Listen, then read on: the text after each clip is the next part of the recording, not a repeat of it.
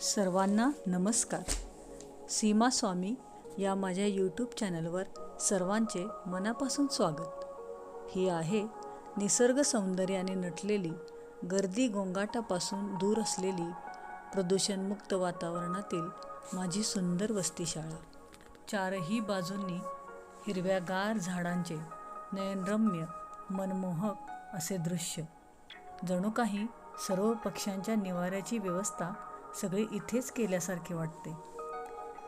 या शाळेमध्ये पारिजातक, शंखपुष्पी, जास्वंदी, सदाफुली अशा वेगवेगळ्या फुलझाडे, तसेच गुलमोहर, करंजी, वड यासारखे मोठे झाडेसुद्धा आहेत आणि त्यामुळेच इथे नेहमीच विविध पक्ष्यांचा मेळा भरतो.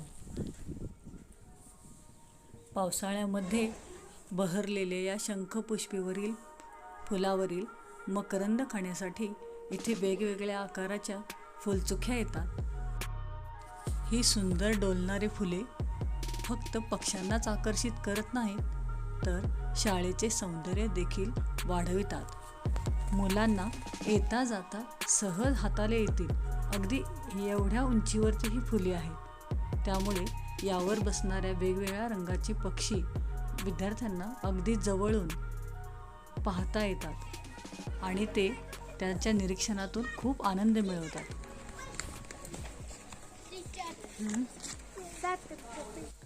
हे आहे शाळेच्या मैदानावर असलेल्या तुतीच्या झाडाची फळे. यावरील गोड चुटुकदार फळे खाण्यासाठी वेगवेगळे लहान मोठ्या आकाराचे पक्षी इथे येतात आणि लक्षवेधक आवाज काढतात. या आवाजांनी माझं लक्ष वेधून घेतलं आणि मला आत्तापर्यंत माहीत नसणाऱ्या आणि कधीही न पाहिलेले बरेचसे पक्षी इथं आल्यापासून पाहायला मिळाले आणि मला या पक्षी निरीक्षणाचा छंद लागला. आता माझ्याबरोबर माझे विद्यार्थी आणि सोबतच्या मॅडमही पक्षी निरीक्षण करू लागले आहेत. एखादा नवीन पक्षी पाहिला की विद्यार्थी त्याचे निरीक्षण करतात. शालेय अभ्यासक्रमातील परिसर अभ्यास या विषयाचे सजीव आणि परिसर यांचे परस्परांशी असलेले नाते याचा अभ्यास, याचं प्रात्यक्षिक इथे विद्यार्थ्यांना पाहायला मिळतं. विविध पक्ष्यांची नावे, त्यांचा आकार, घरटे या सर्व बाबींचं विद्यार्थी निरीक्षण करतात. पक्ष्यांचा जीवनक्रम विद्यार्थ्यांना इथे प्रत्यक्ष अनुभवायला मिळतो.